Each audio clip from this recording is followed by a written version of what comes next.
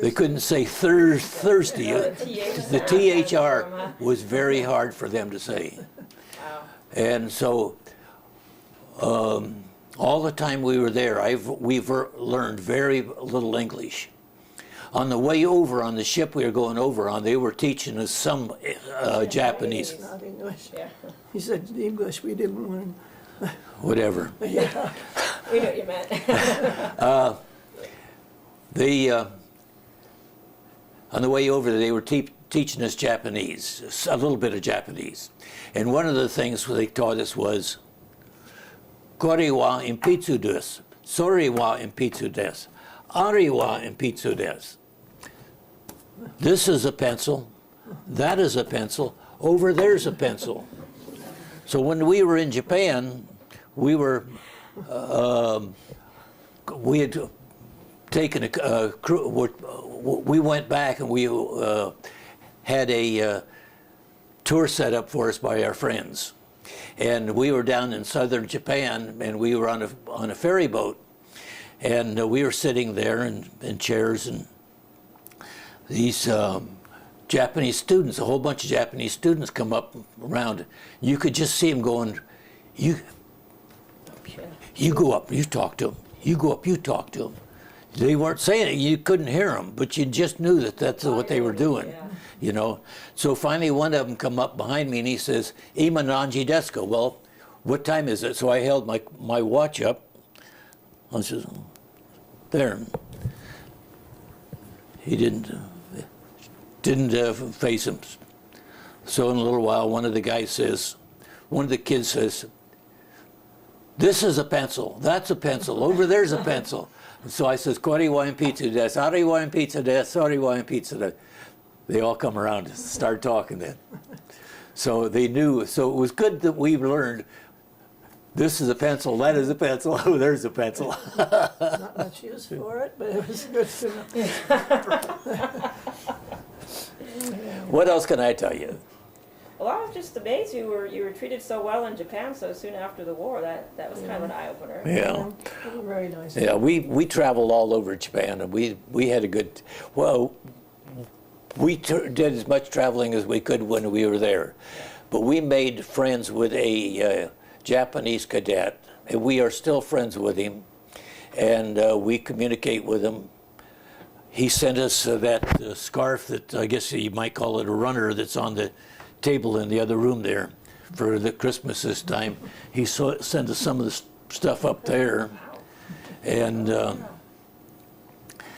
we sent him the National Geographic magazine, and have been for a good number of years.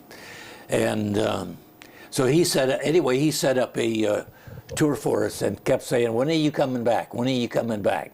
So finally we just said, "Okay, we're coming back." So we went down one day and to a travel agent and says, "We would like to have a airplane ticket to Japan." And they said, he said, "When do you want to go?" And we said, "How about next week?" "Well, I'll see what I can do." So sure enough, he had a ticket for us and everything, and then we flew over to Japan and flew into the main airport there in Tokyo, and our friend met us there at the airport, and he had a brother-in-law that had a car, so they drove up because they just knew that these two crazy Americans were going to have all sorts of luggage. We didn't. We had two rollerboards.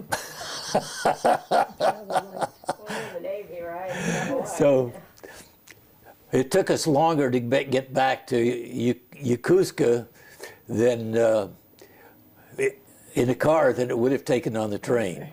Oh wow! Their train system is fantastic. Yeah. So anyway, they had a trip for us, and we went from one end of Japan to the other, and we just had a ball. There was days we never saw another Caucasian. Wow. Well, how long ago was that when you went back? 1976. It was a long time ago. You haven't been back since. But we had gone to DVC and learned to read and write Japanese hiragana and katakana, and we learned a lot of Japanese words and so forth. But if we went into a shop, we didn't say, "Ikura desu ka?" How much is this? Because if you said, start talking in Japanese, they'd back at you. I think you're fluent, yeah. So we had cue cards and everything. So when we would get someplace on the, say, on the train, we had a cue card that says you get off at this such and such a station, and another cue card that says hand this to the taxi driver. And on the back of it was Japanese telling him what hotel we were going to.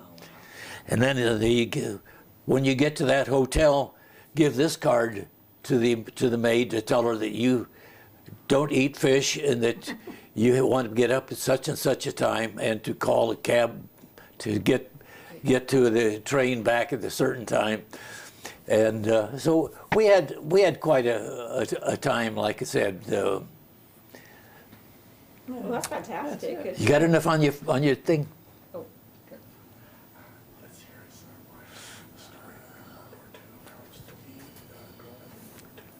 from the we actually like to know what She could pick was up the going mic. on with you during World War II. Yeah, can you pick up the microphone and Do the other yeah, side. what were you up to during World War II? During World War II, I was in high school.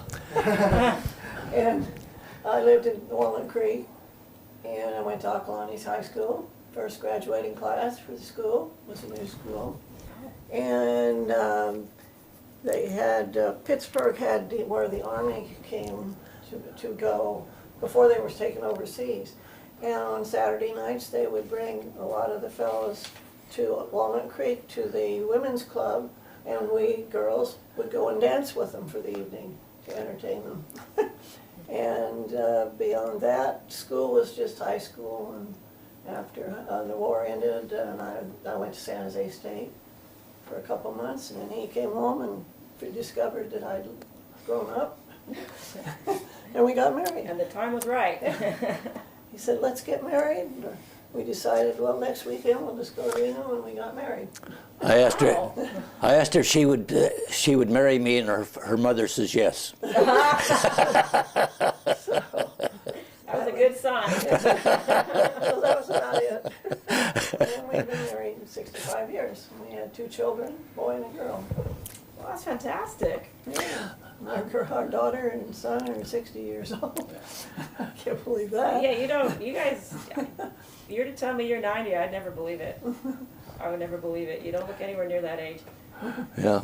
But, yeah, so, oh, yeah, I guess I just wants to wrap it up, give you a hug, give each other a hug, and, Oh. yeah. Oh. I love that for all these years. That was great. Thank you so much. Okay.